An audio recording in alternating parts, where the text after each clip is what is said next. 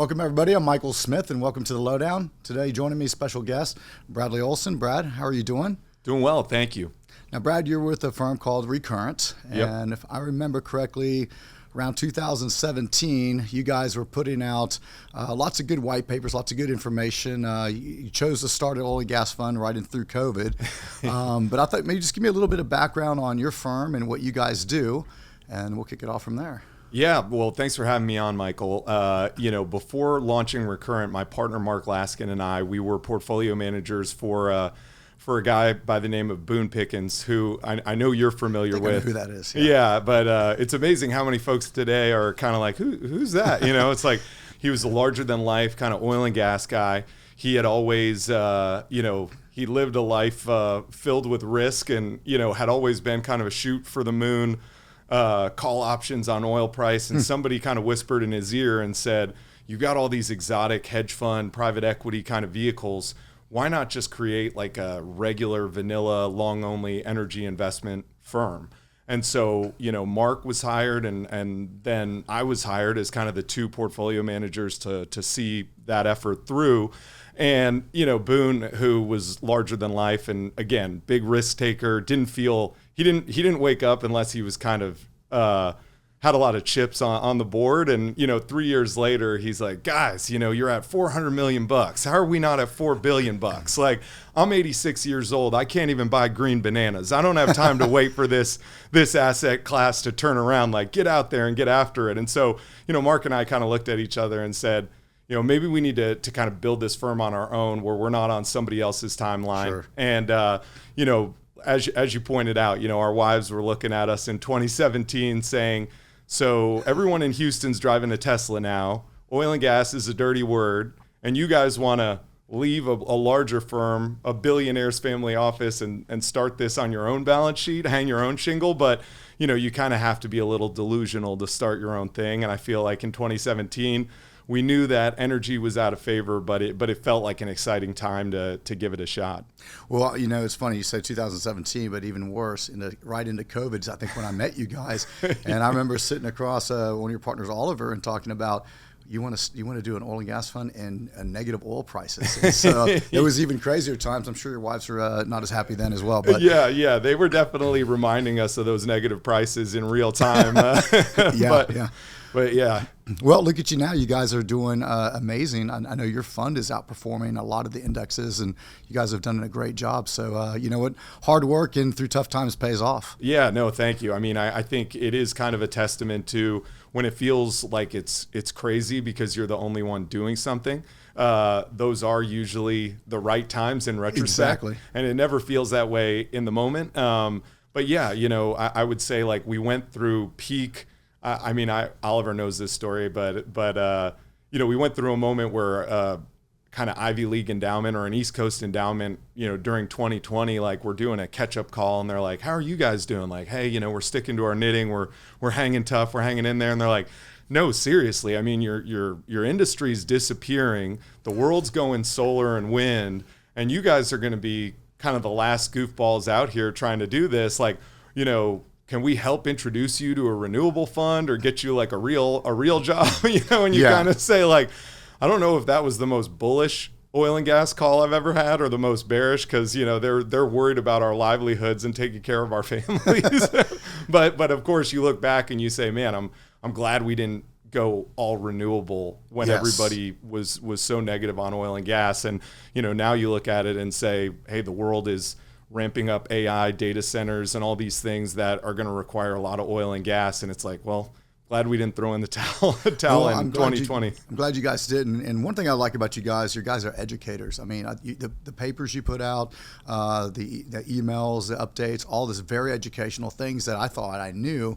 You guys surprise me all the time. But recently, actually, your report's called the Fractured Cartel, right?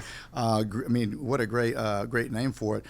Good report, but you talk about basically how Shale has, kind of transformed the overall energy market. I thought maybe you can expand on that a little bit for us. Yeah, no, thanks for asking. And, I think one of the things we wrote as far back as when we were still with Boone in 2016, my partner Mark wrote this idea that, OPEC is kind of this big battleship And the United States is so much more entrepreneurial and nimble.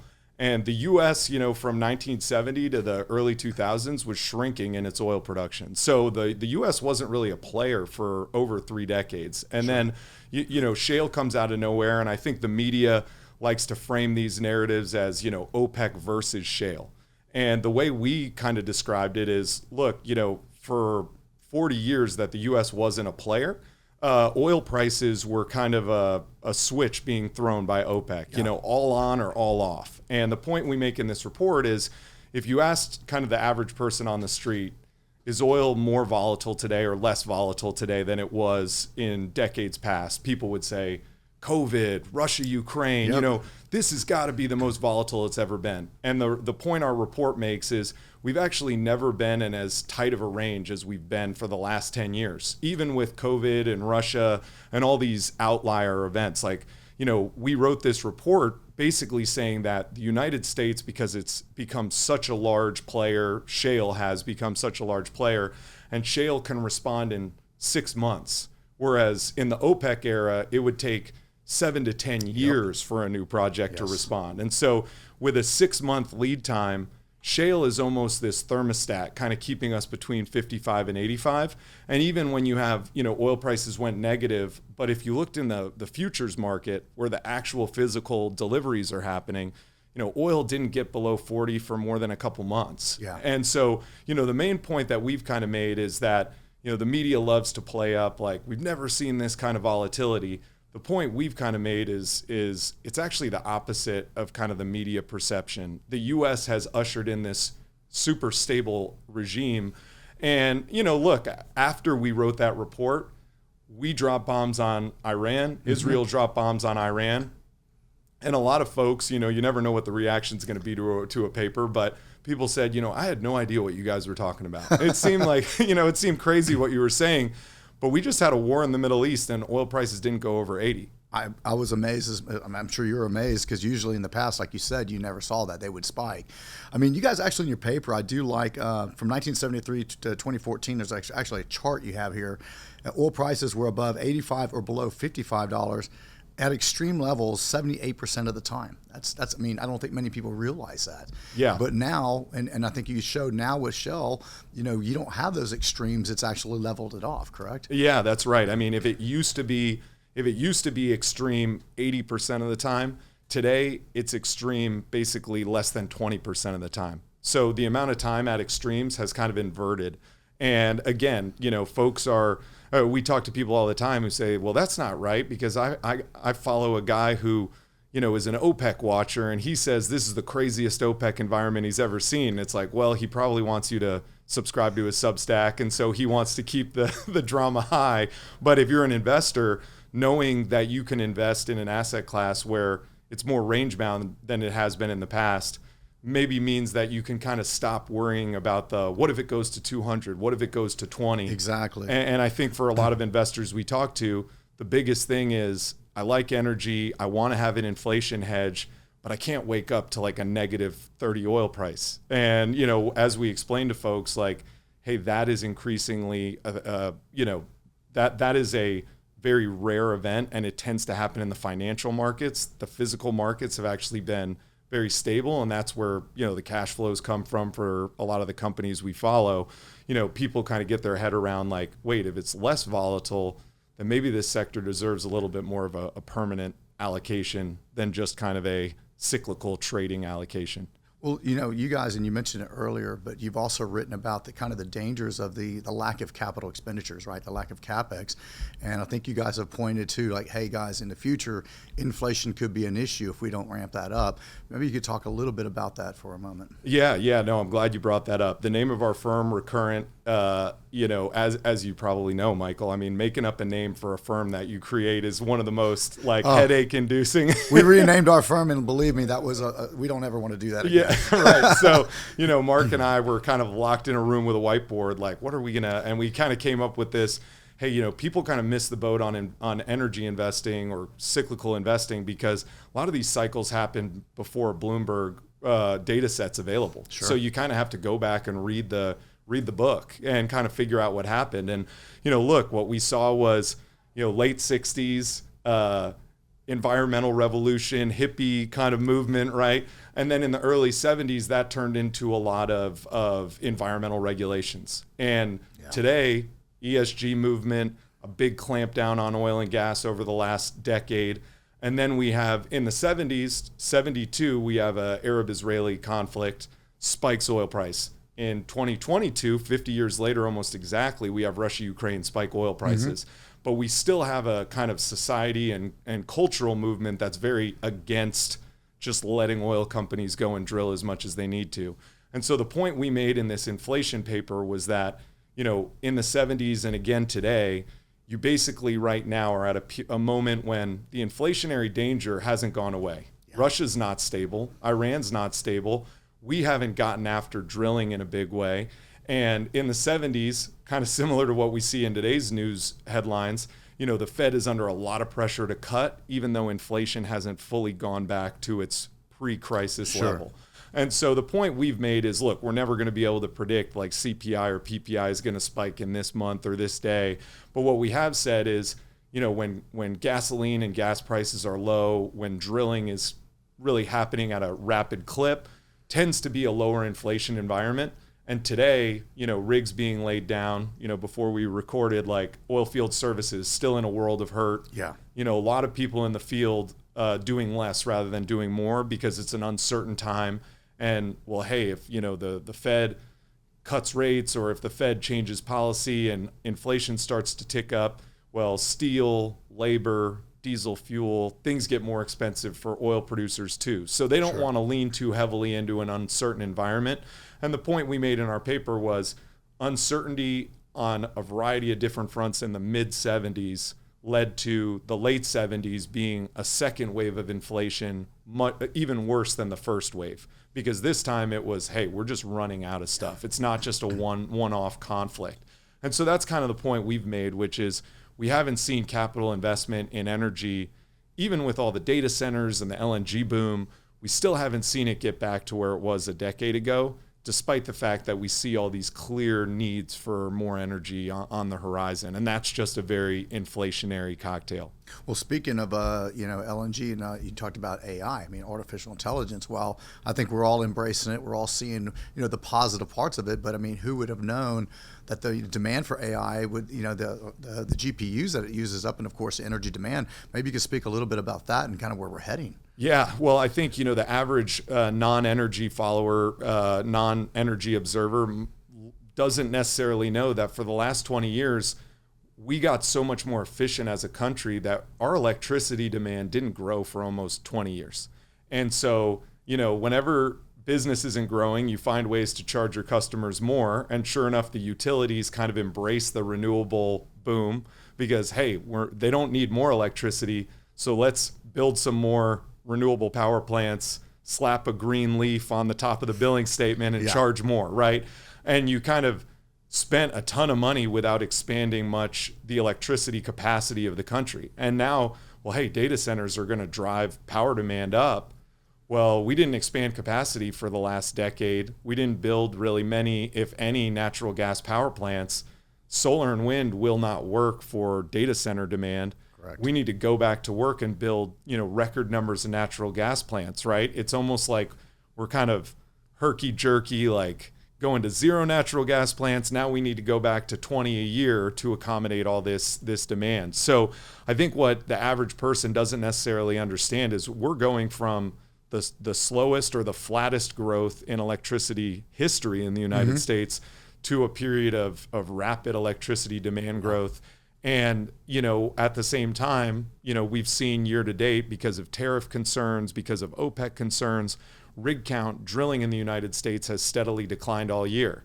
And so, again, that's back to that inflationary cocktail. Like, we want more energy intensive technology like AI in our lives, but we're sending signals to the guys producing that energy, like, don't worry about it, we'll be fine. And that's kind of a, that's a mixed signal that we think is going to catch up with us in the next year or two. Oh, absolutely. I mean, and that's growing, I think, faster than most people can even quantify. So I agree with you. Now, speaking of, probably the last thing I want to ask you here is, the average investor right now seems to me that we're seeing a lot of underweight in the energy sector right now.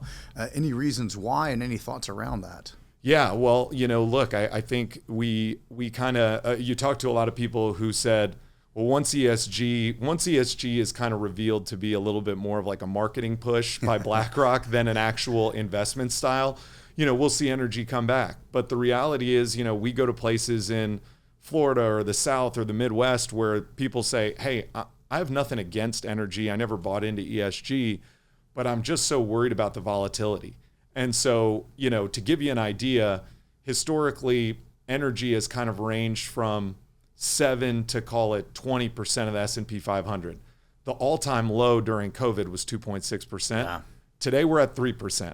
Wow. So we're much closer to the all-time lows. And look, in the 70s, we talk a lot about the fact that in the 70s, it's a new day. The 60s was an economic boom time. The early 70s was the Nifty 50 were a huge percentage of the Dow Jones. The Nifty 50 were the General Electric, the Honeywell, the Dow Chemical, the companies of the future in 1970 dominated the market.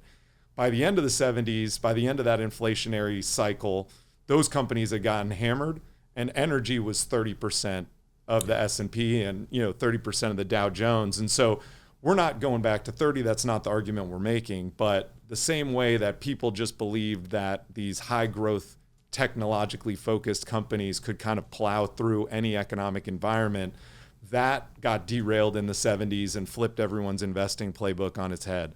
Our argument today is, it's not ESG, it's not hate, it's just more of an indifference. Like, energy's 3% of the market. I can buy 3% more NVIDIA and never think about energy again. And that is exactly to us kind of setting the stage for why did I not have any exposure to this sector? It's one of the few things that can protect you when rates are volatile, when inflation's volatile. And instead, today people are kind of saying, hey, inflation is 2022 playbook. It's over. I'm okay kind of being 3% like the S&P or even less energy exposure. So for those listening, probably thinking about, well, you know what, maybe I'm not allocated as much as I should be to oil and gas. How are you guys positioned? What is your sweet spot? Where do you guys find the value? Yeah, I mean, so we've kind of made the argument that because shale has kind of kept us in this 55 to 85 shorter cycle, we generally counsel folks like, we're not playing for this $200, spike. Yeah. But we are playing for a kind of grinding higher inflation because everything just gets incrementally more expensive. And historically, our focus, which has been kind of on the, not just energy, but the energy infrastructure side, the pipeline side, those pipelines do have a lot of different kind of contractual protections where inflation ticks up, rates tick up. They're able to pass a lot of that through in higher revenues. And so we've kind of said, a lot of folks we talk to say, I saw oil prices were going up.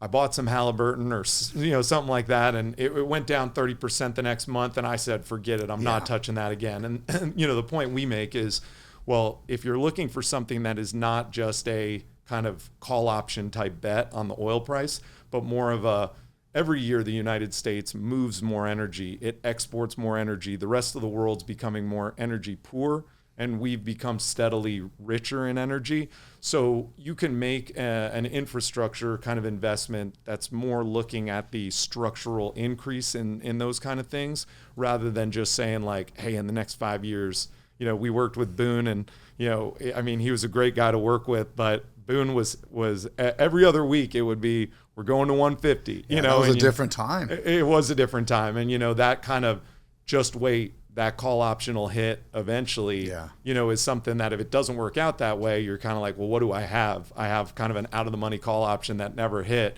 For us, we kind of say, yeah, you have inflation protection, but you're getting a 5 or a 6% yield every year while you're waiting for that kind of inflationary cycle to heat up. I mean, from wildcatting days of T. Boone Pickens to today, the slow and steady wins the race. I mean, not a bad position to be in. Well, look, Brad, this is excellent information. As a matter of fact, we're gonna post a link to your article so people can read that if they want to on this podcast. So, but I appreciate you coming in. Appreciate your time. Yeah, thank you, Michael. Glad to be here. You're welcome.